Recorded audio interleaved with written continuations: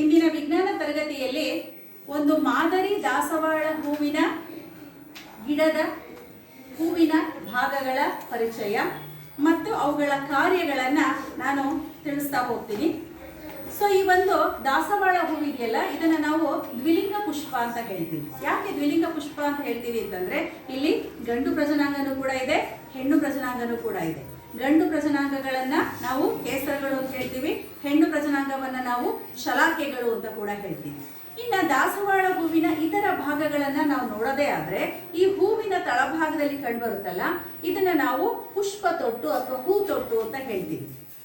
ನೋಡಿ, ಇದನ್ನ ನಾವು ನಂತರದಲ್ಲಿ ನೀವು ಕೂಡ ಇದೇ ತರ ನಾನು ಹೇಗೆ ಈ ಹೂವನ್ನು ಡಿಸೆಕ್ಟ್ ಮಾಡ್ತಾ ಇದ್ದೀನಲ್ಲ ಅದೇ ಮಾದರಿನಲ್ಲೇ ನೀವು ಕೂಡ ಮಾಡಬೇಕಾಗುತ್ತೆ. ಸೊ ಪುಷ್ಪ ತೊಟ್ಟನ್ನ ನಾನು ಇಲ್ಲಿ ರಿಮೂವ್ ಮಾಡಿದೆ. ಪುಷ್ಪ ತೊಟ್ಟಿನ ಮೇಲ್ಭಾಗದಲ್ಲಿ ಕಾಣ್ತಾ ಇರ್ಬೋದು, ಇವು ಎಲೆಗಳಂತಹ ರಚನೆ, ಆದರೆ ಇವನ್ನ ಎಲೆ ಅಂತ ಅನ್ಕೊಳ್ಳೋ ಹಾಗಿಲ್ಲ. ಸೊ ಅದನ್ನ ನೀವು ಹಾಗೆ ರಿಮೂವ್ ಮಾಡ್ಬೋದು, ಬಿಡಿಸ್ಬೋದು.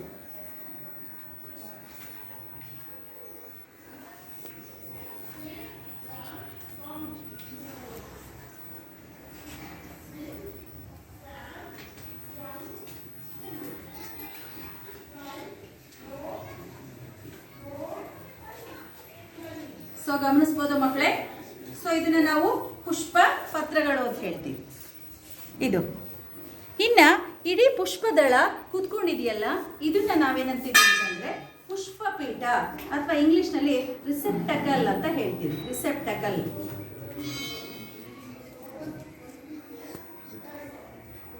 ಹೂವು ತುಂಬಾ ಸೂಕ್ಷ್ಮ ಇರೋದ್ರಿಂದ ನಿಧಾನವಾಗಿ ನೀವು ಅದನ್ನ ಬಿಡಿಸ್ತಾ ಬರಬೇಕಾಗುತ್ತೆ. ಜೋರಾಗಿ ಏನಾದರೂ ಒತ್ತಡ ಹಾಕಿದ್ರೆ ಅದು ಮುರಿದು ಹೋಗುವಂಥ ಸಾಧ್ಯತೆ ಇರುತ್ತೆ.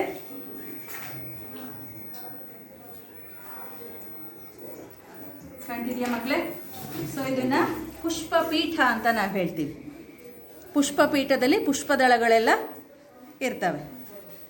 ಸೊ ನೆಕ್ಸ್ಟ್ ಇವು ಪುಷ್ಪದಳಗಳು.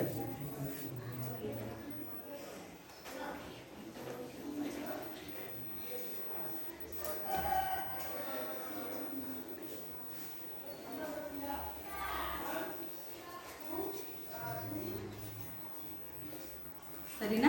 ಇವು ಪುಷ್ಪದಳಗಳು. ಇನ್ನ ನನ್ನ ಕೈನಲ್ಲಿರ್ತಕ್ಕಂಥ ಈ ರಚನೆಯನ್ನ ನೀವು ಸೂಕ್ಷ್ಮವಾಗಿ ಗಮನಿಸ್ಬೋದು. ಈ ಒಂದು ಮೇಲ್ಭಾಗದಲ್ಲಿ ಕಾಣ್ತಿದೆಯಲ್ಲ, ಹಳದಿ ಬಣ್ಣದ ರಚನೆ. ಬೇರೆ ಹೂವನ್ನ ತಗೊಂಡ್ರೆ ಅಲ್ಲಿ ಕೆಂಪು ಬಣ್ಣದ ದಾಸವಾಳವನ್ನ ನೋಡಿದ್ದೆ ಆದ್ರೆ ಇಲ್ಲಿ ಕೆಂಪು ಬಣ್ಣದ ರಚನೆ ಇನ್ನೂ ಸ್ಪಷ್ಟವಾಗಿ ಕಾಣುತ್ತೆ. ಈ ಒಂದು ಕೆಂಪು ಬಣ್ಣದ ರಚನೆ ಇದೆಯಲ್ಲ, ಇದನ್ನ ನಾವೇನಂತೀವಿ ಅಂತಂದ್ರೆ ಶಲಾಕೆಗಳು ಅಂತ ಹೇಳ್ತೀವಿ. ಶಲಾಕೆಗಳು ಸಸ್ಯ ದೇಹದ ಒಂದು ಸಂತಾನೋತ್ಪಾದಕ ಅಂಗ. ಇನ್ನು ಇದರ ತಳಭಾಗದಲ್ಲಿ ಇರುತ್ತಲ್ಲ, ಈ ರಚನೆಯನ್ನ ನೀವು ಅತ್ಯಂತ ಸೂಕ್ಷ್ಮವಾಗಿ ಗಮನಿಸಬಹುದು. ಸಣ್ಣ ಒಂದು ಕೋಲಿನಂತಹ ರಚನೆ. ಸೊ ಇದನ್ನ ನಾವೇನಂತೀವಿ ಅಂತಂದ್ರೆ ಪರಾಗಕೋಶ ಅಂತ ಹೇಳ್ತೀವಿ. ಪರಾಗಕೋಶದಲ್ಲಿ ಅದನ್ನ ನೀವು ಸ್ವಲ್ಪ ಸ್ಪರ್ಶಿಸಿದ್ರೆ ಸಾಕು, ನಿಮ್ಮ ಕೈಗೆ ಒಂಥರ ಹಳದಿ ಬಣ್ಣದ ಒಂದು ರಚನೆ ಮೆತ್ಕೊಳ್ಳುತ್ತೆ, ಅಂಟ್ಕೊಳ್ಳುತ್ತೆ. ಸೊ ಇದನ್ನ ನಾವೇನಂತೀವಿ ಅಂತಂದ್ರೆ ಪರಾಗ ಅಂತ ಹೇಳ್ತೀವಿ. ಸೊ ಈ ಪರಾಗ ಇದೆಯಲ್ಲ, ಈ ಪರಾಗಕೋಶ ಮತ್ತು ಪರಾಗ ತಂತುಗಳನ್ನು ಒಳಗೊಂಡಿರುತ್ತಲ್ಲ, ಇದನ್ನ ನಾವೇನಂತೀವಿ ಅಂತಂದ್ರೆ ಗಂಡು ಪ್ರಜನಾಂಗ ಅಂತ ಹೇಳ್ತೀವಿ. ಈ ಗಂಡು ಪ್ರಜನಾಂಗಗಳನ್ನು ನಾವು ಕೇಸರಗಳು ಅಂತ ಹೇಳ್ತೀವಿ. ಇನ್ನ ನೋಡಿ, ಇದು ಹೆಣ್ಣು ಪ್ರಜನಾಂಗ, ಶಲಾಕೆಗಳು.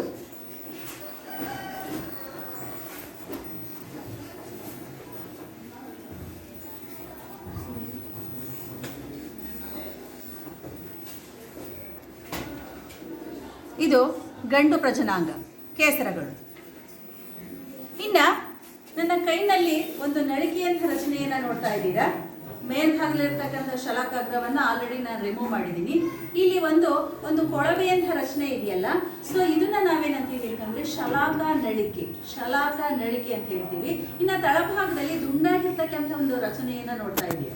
ಇದನ್ನ ನಾವೇನಂತೀವಿ ಅಂತಂದ್ರೆ ಅಂಡಾಶಯ ಅಂತ ಹೇಳ್ತೀವಿ. ಸೊ ಇದನ್ನು ಕೂಡ ನಾವು ನಿಧಾನಗತಿಯಲ್ಲಿ ಡಿಸೆಕ್ಟ್ ಮಾಡಿ ಅಂದ್ರೆ ಛೇದಿಸಿ ನೋಡಬಹುದು.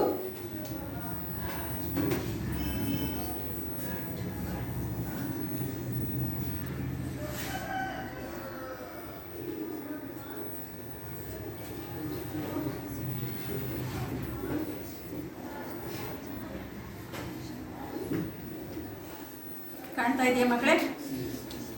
ಶಲಾಕ ನಳಿಕೆಯಂತಹ ರಚನೆ. ನೆಕ್ಸ್ಟ್ ಈ ತಳಭಾಗದಲ್ಲಿ ರಚನೆ ಇದೆಯಲ್ಲ, ಇದನ್ನ ನಾವು ಅಂಡಾಶಯ ಅಂತ ಹೇಳ್ತೀವಿ. ಅಂಡಾಶಯ. ಈ ಅಂಡಾಶಯವನ್ನು ಕೂಡ ನಾವು ನಿಧಾನಗತಿಯಲ್ಲಿ ಕತ್ತರಿಸಿ ನೋಡಿದಾಗ ಒಳಭಾಗದಲ್ಲಿ ಅತ್ಯಂತ ಸಣ್ಣ